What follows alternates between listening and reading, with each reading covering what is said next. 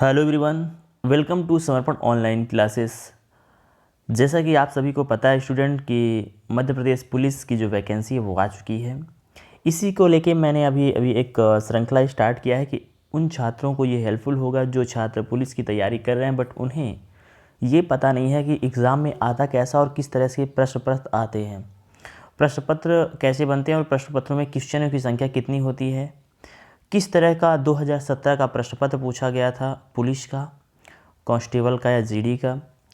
तो देखिए हम बात करेंगे आज उन प्रश्नों की जो पिछले साल यानी 2017 में लास्ट ईयर जब भी एग्ज़ाम हुआ था पुलिस का, उस समय पे किस तरह से प्रश्न आए थे और किस तरह का प्रश्न पेपर था, किस लेवल का था। इससे आपको ये एनालिसिस होगा कि आप तैयारी कैसे करें, आप अपनी तैयारी जो है किस तरह से अच्छी रखें, किस तरह से मेंटेन रखें और इन 2 महीनों में अपना सिलेक्शन सुनिश्चित कैसे करें। ये भी सारी टिप्स और गाइडलाइन आपको इस चैनल पे दी जाएगी, इसलिए बने रहिए समर्पण ऑनलाइन क्लासेस के साथ। डेली अपडेट पाने के लिए पहले चैनल को सब्सक्राइब कर लीजिए जिससे आपको लगातार अपडेट मिलता रहे और बेल आइकॉन भी प्रेस कर लेना है जिससे आपको तुरंत मैसेज मिल जाए। चलिए हम स्टार्ट करते हैं। आज का पहला क्वेश्चन जो है, देखिए ये मैंने प्रोफेशनल एग्जामिनेशन बोर्ड में पुलिस कांस्टेबल रिक्वायरमेंट टेस्ट 2017 में 19 अगस्त 2017 को 9 बजे से जो पेपर हुआ था उसको डिस्कस करने जा रहा हूँ। आपको प्रॉपर इसमें चीज़ों को बताया जाएगा कि किस किस तरह से क्वेश्चन पूछे गए थे।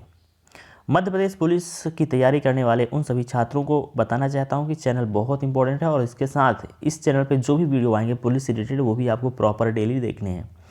देखिए यहाँ पे जो पहला क्वेश्चन लिया गया है यह लिया गया है रीजनिंग सब्जेक्ट से। किससे? रीजनिंग सब्जेक्ट से। रीजनिंग सब्जेक्ट में एक परिवार के सदस्यों के नीचे दिखाया गया है, कहा जा रहा है कि कौन सीता के नाती या नतनी अथवा पोती पोते हैं। यहाँ पे पूछा जा रहा है सीता के। देखिए सीता के जो सीता ग्रांड माँ है किसकी किसकी? सार्थक, मोना, पारुल, है ना।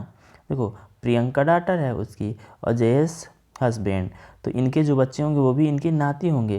तो यहाँ पे देख लो कौन कौन लिखा है, मोना, राहुल, पारुल, कपिल। देखो पारुल भी है और यहाँ पे कपिल भी है, ये दोनों कौन होंगे? ये नाती और नतनी होंगे। ठीक है ठीक है। कैसे भाई? आपकी दादी के जो बच्ची होंगी उनके लड़के हों या उनकी दादी के जो बच्चा होगा उनके लड़के हों, वो दोनों कौन कहलाएंगे? वो दोनों नतनी। तो यहाँ पे मोना, पारुल, सार्थक और दूसरा कपिल, कुणाल, प्रिया, ये सब कोई भी एक साथ कहीं पे हैं क्या? बिल्कुल। यहाँ पे देखिए आपका सही आंसर हो जाएगा कौन सा? पारुल और कपिल। आपका आंसर नंबर 4 आपको दिया हुआ है। ये रक्त संबंध है, ब्लड रिलेशन। ब्लड रिलेशन से क्वेश्चन आया हुआ है, इसलिए ब्लड रिलेशन अच्छी तरह से पढ़ लेना है। चलिए हम बात करते हैं अगला क्वेश्चन। क्वेश्चन नंबर 2 देखिए पूछा गया था, किस तरह से पूछा गया था, मानवाधिकार दिवस कब मनाया जाता है? दिवस ज़रूर आप याद रखिएगा, दिवस बहुत इंपॉर्टेंट है। दिवस की मैट्रिक यहाँ पे डालने वाला हूँ इसी वीडियो पे, उसको देख लीजिएगा। दिवस जितने इंपॉर्टेंट है सभी दिवसों को मैं डिस्कस करूँगा, दिवस का पूरा टॉपिक होगा, आप देखेंगे उससे फ़ायदा ज़रूर होगा। एक या दो नंबर, 1 नंबर का या 2 नंबर का ज़रूर आता है हर एग्ज़ाम में, या पुलिस की तैयारी करें या एसआई की तैयारी करें या कि आप एनटीपीसी के एग्जाम हो, हर प्रतियोगी परीक्षा में जो है वो एक दिवस से प्रश्न पत्र जरूर में आता है। मतलब प्रश्न पत्र में 1 नंबर का दिवस कंफर्म है। प्रश्न पूछा गया है मानव अधिकार दिवस कब मनाया जाता है? मानव अधिकार दिवस, अब इसे याद कैसे रखोगे? इसे याद रखोगे मानव अधिकार दिवस 10 दिसंबर, बिल्कुल ऑप्शन नंबर 3 यहाँ पे दिया हुआ है। मानव अधिकार दिवस, मानव अधिकार दिवस 10 दिसंबर को मनाया जाता है प्रत्येक वर्ष। कब मनाया जाता है? 10 दिसंबर को मनाया जाता है प्रत्येक वर्ष। अब इसे याद करने का तरीका क्या है? मानव अपने अधिकारों के लिए 10 नियमों का पालन करता है। मानव अपने अधिकारों के लिए 10 नियमों का पालन करता है, तो 10 से याद रखना है 10 दिसंबर। क्लियर है? चलिए बात करते हैं अगले प्रश्न की। क्वेश्चन नंबर 3 देखिए बहुत ही इंपॉर्टेंट क्वेश्चन है। एक ये भी टॉपिक आएगा कि कौन सा शहर किस नदी के तट पर है। मतलब कोई ना कोई एक प्रश्न जरूर फंसेगा इससे कि जो नदी के किनारे बसे हुए शहर होते हैं उनको याद कर लेना है। तो चलिए हम देखते हैं यहाँ पे क्या पूछा गया है। विदिशा किस नदी के तट पर है? विदिशा आप जानते हैं एक ज़िला है मध्य प्रदेश में, रायसेन के पास विदिशा। अब ये पूछ रहा है कि विदिशा किस नदी के तट पर है। नदी, सोन नदी, केन, वेतवा। यहाँ पे आपका ऑप्शन हो जाएगा वेतवा नदी। क्या है? वेतवा नदी। और ये वेतवा नदी यदि पूछा जाए कि वेतवा किसकी सहायक नदी है, तो आपको याद रख लेना है, वेतवा जो है गंगा की सहायक नदी है। किसकी सहायक नदी है? गंगा की सहायक नदी है, जिसकी टोटल लंबाई है 25 कितनी लंबाई है? 2525 किलोमीटर। अगर हम बात करें सोन, ध्यान रखिएगा, सोन, रवि, केन, तो यहाँ पे गंगा की जो महत्वपूर्ण सहायक नदी है, सबसे बड़ी सहायक नदी कहलाएगी यमुना। कौन सी? याद रख लेंगे, यमुना गंगा की सबसे बड़ी सहायक नदी, यमुना गंगा की सबसे बड़ी सहायक नदी है। इसके बाद चंबल, देखिएगा, चंबल, सिंध, वेतवा, केन, सोन और टोन। ये जो सोन है वो भी किसकी सहायक नदी है? याद रख लेना है सर, गंगा की सहायक नदी है, पटना के पास जाके गंगा नदी से मिल जाती है। आगे बढ़ते हैं, अगला क्वेश्चन देखो, इतिहास से है। इतिहास के अनुसार किसने ग्वालियर की स्थापना की थी? बहुत इंपॉर्टेंट है, देखो ग्वालियर से एक क्वेश्चन जरूर बनता है, ग्वालियर के बारे में अच्छी तरह से प्रॉपर पढ़ लेना है, क्योंकि ग्वालियर से हमेशा एक क्वेश्चन आता है। ग्वालियर और ओरछा बहुत इंपॉर्टेंट है, ठीक है। इतिहास के अनुसार किसने ग्वालियर की स्थापना किया था? तो सूरजमल, सूरज सिंह हैं, बिल्कुल सही जवाब होगा आपका ऑप्शन नंबर 4, सूरज सिंह। याद रखेंगे, एक बात और याद रखेंगे, ग्वालियर जो है हमारे मध्य प्रदेश में उत्तर की ओर स्थित है। कहाँ पे है? उत्तर की ओर स्थित है, सबसे उत्तरी। ग्वालियर संभाग भी है और ग्वालियर जिला भी है। ध्यान रखेंगे, ग्वालियर संभाग में आता है एक मुरैना, क्या आता है? भिंड मुरैना। तो जो है एक चंबल नदी का आपने सुना होगा नाम, चंबल नदी। सबसे ज़्यादा पूछा जाए, चंबल नदी जो है मृदा अपरदन किस जिले में होता है? तो आपको याद रखना है मुरैना। कहाँ पे? भिंड और मुरैना, इन जिलों में चंबल नदी सबसे ज़्यादा मृदा का अपरदन करती है, मतलब मिट्टी को बहा के ले जाती है। बहुत गजब का सवाल है। चलिए आगे बढ़ते हैं, ये एक रीजनिंग का क्वेश्चन आ गया, बहुत ईजी क्वेश्चन है। देखिए इसे कैसे लगा सकते हैं, बहुत ईजी क्वेश्चन है। देखो DEMAND डिमांड है, तो सारी चीज़ें वैसी ही लिखी गई हैं। अगर आप चेक करो, इसका पहले से दूसरे से रिलेशन देख लेना है, वही आपको लास्ट में लगा देना है। जैसे देखो DE, यहाँ पे लिख लेना है MAND, आपने ऐसे लिख लिया। इसके नीचे जो कहा गया है इज कोडेड, डिमांड को कोडेड किया जाता है DNA, यहाँ पे लिख लो DNA MED। तो यहाँ पे आप ये देखोगे कि सर जो हमारा ये वाला D है, यहाँ पे सेम आ रहा है, पर यहाँ भी है, यहाँ भी है। तो ये ऐसा किया गया है, फिर दूसरे वाले से अपन रिलेट कर लेंगे। देखो यहाँ पे यस पहले है, यहाँ पे यस बाद में है, यहाँ पे वाई पहले है, यहाँ पे वाई लास्ट में है, यहाँ पे वाई पहले है। तो मतलब इसको ऐसे रिलेट करना है, ऐसे गया ऐसे गया, मतलब ये पहले वाला अक्षर लास्ट में लिखा गया और लास्ट वाला पहले। उसी तरह यहाँ पे ये ई यहाँ पे लिखा गया, एन ऐसे, एम ऐसे और ए ऐसे। उसी तरह से अगर जिस तरह हमने रिलेशन फाइंड आउट किया, तो हम इसको लिख लेंगे कि क्वांटिटी को कैसे कोडेड किया जाएगा। देखो ऐसे लिख लोगे क्वांटिटी, ऐसे लिख लोगे क्वांटिटी, यहाँ पे लिख लिया, क्यू लिख लिया, QUANTITY,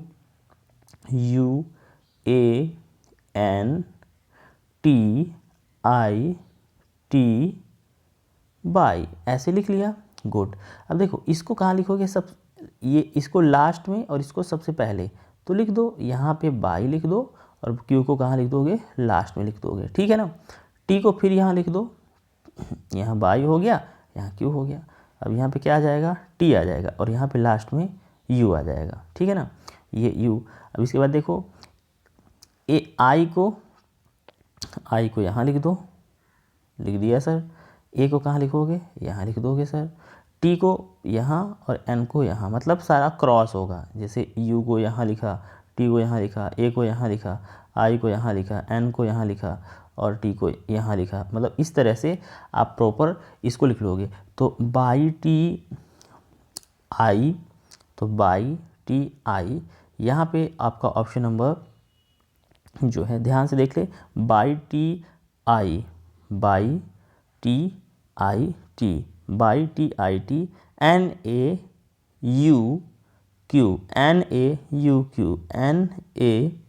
NAUQ। पहला ऑप्शन आपको सही लग रहा होगा, आप मैच करके ऐसे इस तरह से टिक कर लेना है, और इस तरह से आप कोडिंग डिकोडिंग के सवाल को लगा लेंगे। बहुत अच्छा सवाल है, बहुत बेहतरीन सवाल रहा है ये। कोडिंग डिकोडिंग जरूर पढ़ लेना है। कोडिंग डिकोडिंग से प्रश्न हमेशा आता है पुलिस में और एसआई में भी पूछा जाता है। देखिए बहुत अच्छा क्वेश्चन आ रहा है।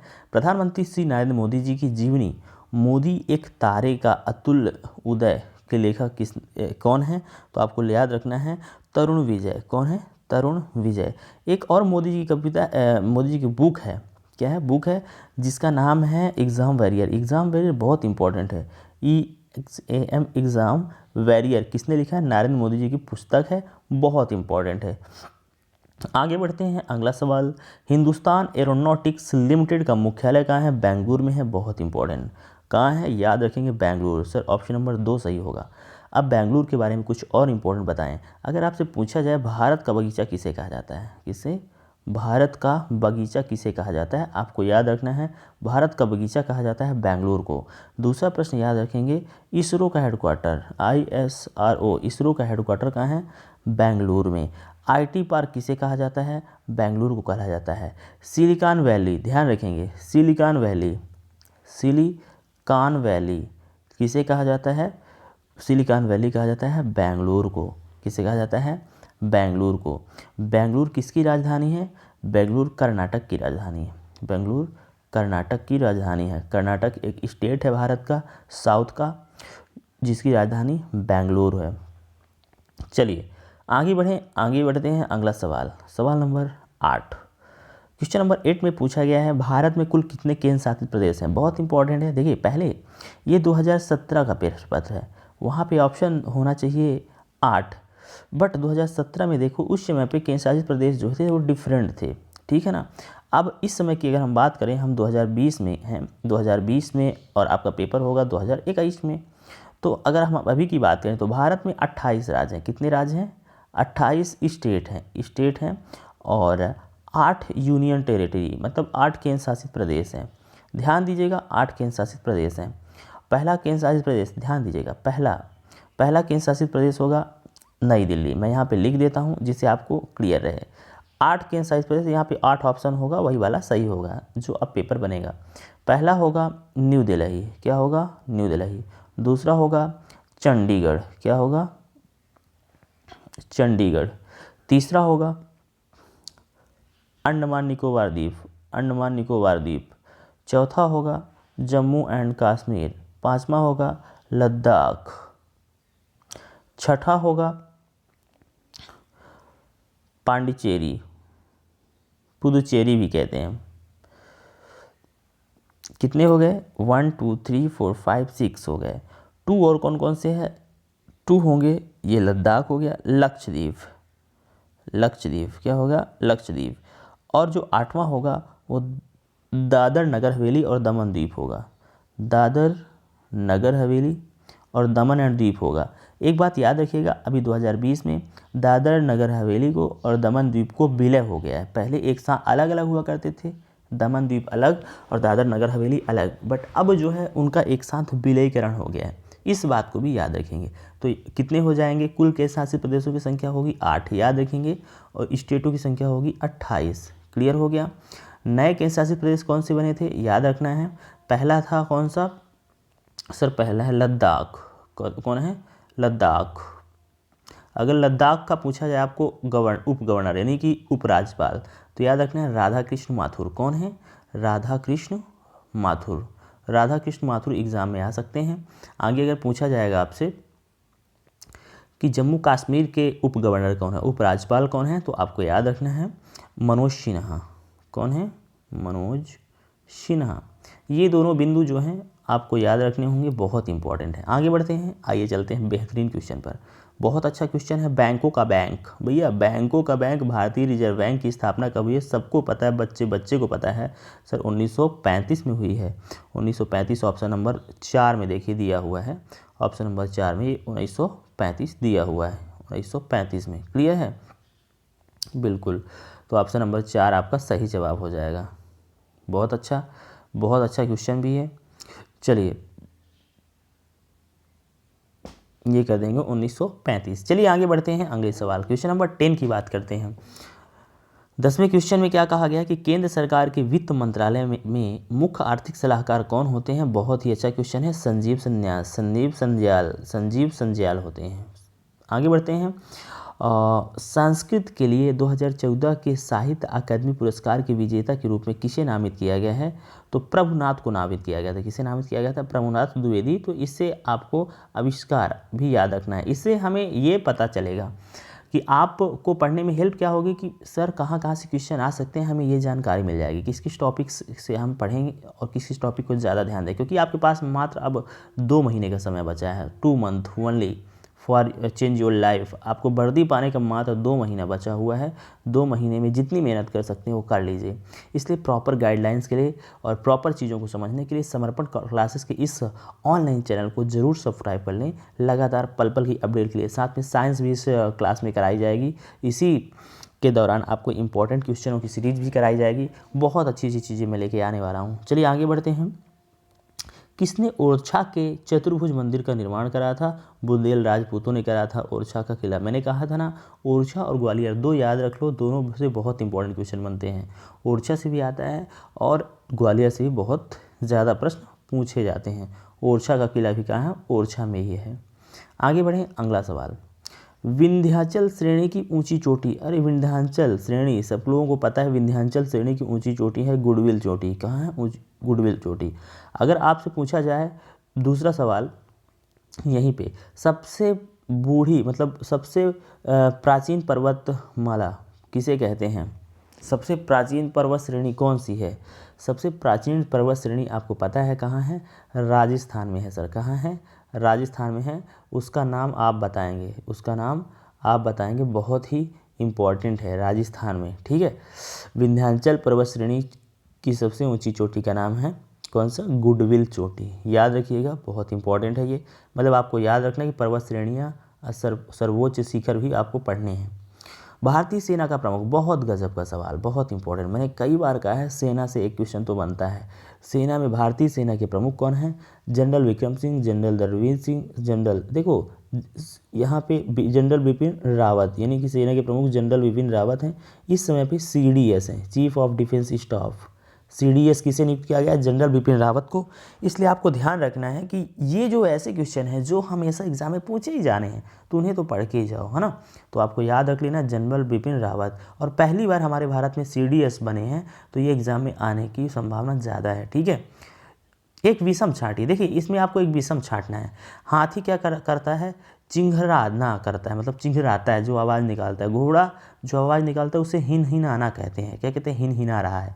अगर ऊंट को देखा जाए तो क्या दहाड़ता है? नहीं दहाड़ता। शेर दहाड़ता है ना, कुत्ता तो भौंकता है, सही है, बट ऊंट का दहाड़ना ये सही नहीं है। तो ये आपका ऑप्शन नंबर 3 हो जाएगा, अलग है, ऊंट एवं दहाड़ना। देखिए तो इस तरह से सवाल आते हैं। देख लिया आपने कितने सरल सवाल है ना, कितने इजी सवाल पूछे जाते हैं। देखिए इसका अर्थ क्या है? ये है कोडिंग डिकोडिंग की जो है तीसरा टाइप का क्वेश्चन है कोडिंग डिकोडिंग में। यानी इसे कहते हैं आप कि शब्द वर्ड कोडिंग कहा जाता है। शब्दों का जो कोड दिया होता है इसे कहते हैं वर्ड कोडिंग। देखिए बेडॉस्कट को लिखा जाता है वाइस एंड क्लेवर। ठीक है ना। इसमें आपको बॉयज़ का मतलब बताना है कि बॉयज़ को किस से डिनोट किया गया है। तो ऐसे क्वेश्चनों को आप किस तरह से करते हैं, थोड़ा सा ध्यान दीजिएगा। देखिए यहाँ पे ये लिखा है पहला, ये पहला लिखा है, पहले का अर्थ है ये वाइस एंड क्लियर। डास समझा यानी क्लियर यंग बॉय। जुब जब जब यानी यंग मीन्स फ्रेश। देखो यहाँ पे हमें निकालना है बॉय का, तो हम देखो क्लियर यंग बॉय और लास्ट वाले को कंपेयर करते हैं। यहाँ भी यंग है और यहाँ भी यंग है। तो देखो इसमें जो है, इसमें ध्यान दीजिएगा, इसे कैसे निकालेंगे। इसमें आप देख लो और इसमें आप देख लो, कोई ना कोई एक चीज़ कॉमन होगी। जिस तरह से यहाँ पे यंग कॉमन है, उसी तरह से यहाँ पे कोई एक वर्ड कॉमन होगा जो डैश सोम जाना में होगा, उसी वही जुब जाना उसमें होगा। ठीक है ना। तो चलो देखते हैं कैसे याद ध्यान रखेंगे इसे। ध्यान से करिएगा, बहुत ही आसान है, बहुत ही इजी लेवल का क्वेश्चन है और आप कर सकते हैं, कोई दिक्कत नहीं है। देखिए सबसे पहले इसमें ढूंढ लेते हैं हम क्या कॉमन है। किसमें? क्लेवर यंग बॉय में। देखो क्लेवर यंग बॉय में यंग कॉमन है और यहाँ पे यंग मेन फ्रेज में यंग कॉमन है, ठीक है। तो हमें लिखा गया है डैश सम जाना और जुप जाना ऑन। तो देखो जाना जो है दोनों जगह है, यहाँ पे भी जाना है और यहाँ पे भी जाना है, क्लियर है ना, यहाँ पे भी जाना है। मतलब ये कह सकते हैं कि यंग को जैन कहा गया है, मतलब जाना कहा गया है, क्लियर है। अब हमें चाहिए क्या है, बॉय का। तो पहले का कंपेयर दूसरे से कर दो, किसका, वाइज एंड क्लेवर। तो यहाँ पे भी क्लेवर है, यहाँ पे भी क्लेवर है, तो यहाँ पे क्लेवर का पता चल जाएगा। तो देखो डैश सन जाना और बैज डैश कैट। तो देखो यहाँ पे क्लेवर है, यहाँ पे क्लेवर है, तो यहाँ पे भी जो है क्लेवर का क्या हो जाएगा, क्लेवर यहाँ है और यहाँ पे भी क्लेवर है, तो क्लेवर का हो जाएगा क्या, डैश DAS। देखो अब हमें आसानी से पता चल जाएगा कि डैश यहाँ पे भी है और यहाँ पे भी है, मतलब डैश किसका हो जाएगा, क्लेवर का। तो यहाँ पे बॉयज़ का क्या हो जाएगा, SON, क्या हो जाएगा, SOM देख लो, SOM आपका सही उत्तर हो गया। इस तरह से आपको चेक करना है एक क्वेश्चन कर लगा के, ठीक है। ये तो बहुत ही आसान सवाल है, ठीक है। बोर्ड को यदि ERDUG से कोडित किया जाता है तो FKDLU को कैसे लिखा जाएगा, बहुत ही इजी क्वेश्चन है। देखो कैसे लगाओगे, F की पोजीशन कितनी होती है, F की पोजीशन K की होती है 11, D की होती है 4, L की होती है 12 और U की होती है 21 होती है, कोई दिक्कत नहीं। चलिए अगर हम बात करें यहाँ पे, देखो इसको कोड किया गया है, सॉरी फॉर दिस, हमारा क्वेश्चन जो है वो ये है, बोर्ड को अगर इससे कोड किया जाता है तो हम पहले बोर्ड का लिख लेंगे।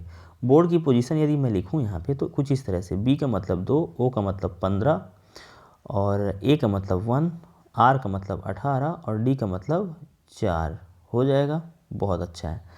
E का मतलब होता है क्या, E का कोड यहाँ लिख देंगे, E का मतलब होता है 5, R का मतलब होता है 18, D का मतलब होता है 4, U का मतलब होता है 21 और यहाँ पे अगर हम बात करें G का मतलब होता है 7।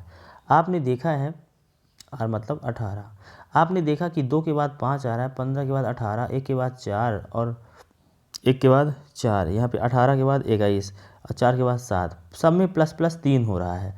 तो हम भी यहाँ पे क्या कर देंगे, FKDLU में 3 प्लस कर देंगे। F मतलब 6, K मतलब 11, D मतलब 4, L मतलब 12 और U मतलब होता है 21। सब में 3 3 जोड़ दो तो 6 3 9 हो जाएगा और 11 3 11 1 12 13 11 और 3 हो जाएगा 14, 4 3 7 हो जाएगा, 12 3 15 हो जाएगा और 21 3 हो जाएगा 24। तो यहाँ पे 24 मतलब X, 24 मतलब X और 9 मतलब IX इसी में है, यानी आपका C ऑप्शन सही हो जाएगा, सॉरी D ऑप्शन सही हो जाएगा। तो इस तरह से आपको कर लेना है। 17वां क्वेश्चन आपका समाप्त होता है। बहुत ही इंपॉर्टेंट क्वेश्चन है, बहुत ही बेहतरीन क्वेश्चन है, पुलिस का ये पेपर है। केंद्रीय पर्यावरण वन एवं जलवायु परिवर्तन मंत्रालय में क्लाइमेट स्मार्ट विलेज प्रोजेक्ट के मध्य प्रदेश में कितने गांव शामिल किए गए हैं, तो आपको याद रखना था 60। ये करंट अफेयर क्वेश्चन था, कोई दिक्कत नहीं है, अभी ये चेंज हो गया, ठीक है। चलो आगे बढ़ते हैं। भारत की परमाणु सक्षम मिसाइल अग्नि-V 2016 का परीक्षण कहाँ से किया गया। देखो मैंने कई बार बताया है, परीक्षण दो ही, चांदीपुर से हो सकता है या अब्दुल कलाम द्वीप से हो सकता है, APJ अब्दुल कलाम यानी व्हीलर द्वीप से हो सकता है। तो यहाँ पे चांदीपुर तो है नहीं, व्हीलर द्वीप है, तो व्हीलर द्वीप आपका सही आंसर हो जाएगा। कहाँ पे है, उड़ीसा में है, ये कहाँ पे है, उड़ीसा में है। और पहले व्हीलर द्वीप कहते थे, अब व्हीलर द्वीप का नाम बदलकर डॉक्टर APJ अब्दुल कलाम द्वीप भी रख दिया गया है, कोई दिक्कत नहीं है, बहुत अच्छा क्वेश्चन है, आपका ऑप्शन नंबर 3 सही हो जाएगा। चलो आगे बढ़ते हैं, देखते हैं अगले क्वेश्चन क्या है। देखिए अब्दुल कलाम द्वीप है, तो ये रहा 20वां क्वेश्चन। 4 छात्राएं हैं जो रीना, बीना और मीना, बहुत अच्छा है, और नीना। देखो रीना, बीना, मीना और नीना के एक समूह पर विचार करें जो एक पंक्ति में खड़ी हैं। रीना और बीना बाईं से क्रमशः 6 और 7वें स्थान पर खड़ी हैं, बाईं से क्रमशः। देखो आप जब भी देखोगे तो यहाँ पे बाएं होता है इधर से, बाएं से बाएं जाएंगे तो ऐसे जाएंगे और दाएं आते हैं मतलब ऐसे, जब भी मैथमेटिकल रीजनिंग में आप पढ़ोगे। तो देखो क्या कहा गया है, रीना और बीना बाईं ओर से 6 और 7, रीना 6 नंबर पे बाईं ओर से, 6 नंबर पे रीना है और बीना जो है 7 नंबर पे है, 7 नंबर पे बीना है, ठीक है ना। कहाँ से? बाईं ओर से। मीना और नीना, ध्यान देखिए, मीना और नीना दाईं ओर से चौथे और पाँचवें स्थान पर खड़ी हैं। चौथे और पाँचवें स्थान पर कौन खड़ी हैं? मीना और नीना। यहाँ पे मीना, भाई दाएं तो इधर होगा मीना, और यहाँ पे 5वें नंबर पे नीना।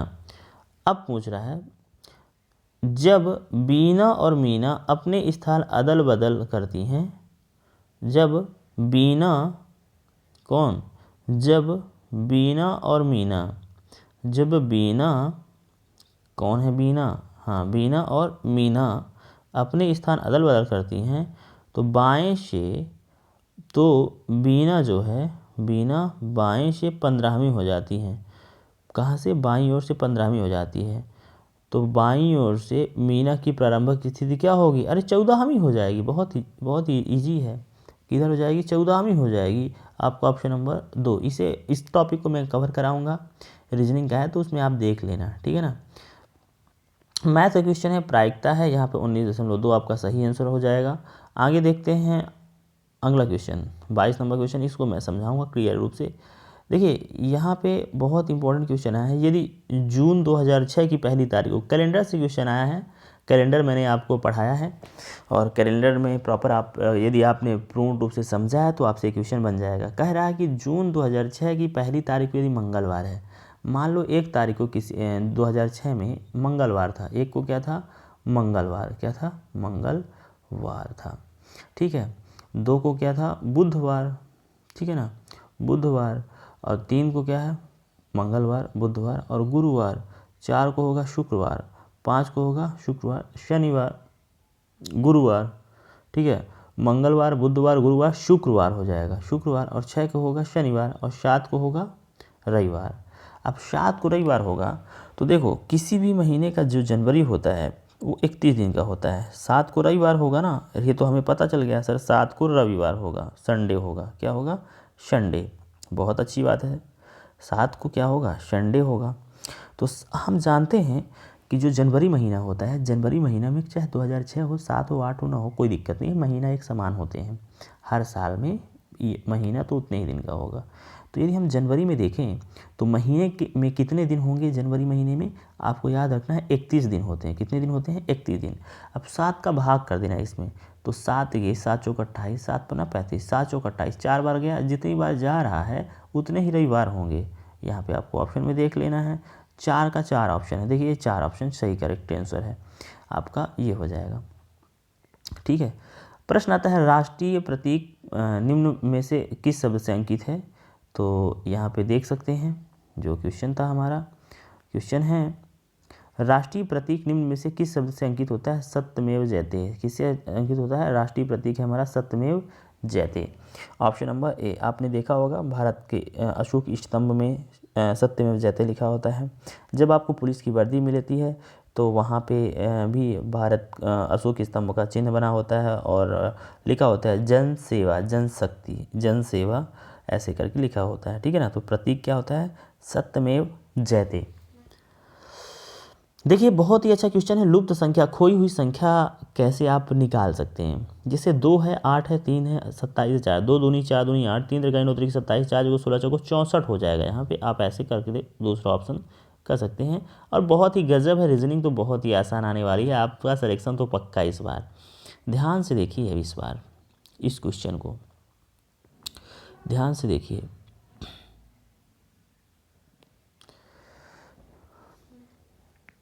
देखिए 12, अगर हम यहाँ 4 लिख दें, देखो यहाँ पे हुआ क्या है, यहाँ पे अगर मैं 4 लिख दूँ तो 4 का गुणा 3 में करूँगा तो 4 3 12, 12 गुणा 3 में करूँगा 12 3 36, 36 गुणा 3 में करूँगा तो 108, 108 का गुणा 3 में करूँगा तो लगभग 324 आ जाएगा। तो यहाँ पे हम 4 लिखकर सीरीज़ को पूरा कर सकते हैं, यानी ये सीरीज़ का लुप्त संख्या से क्वेश्चन है।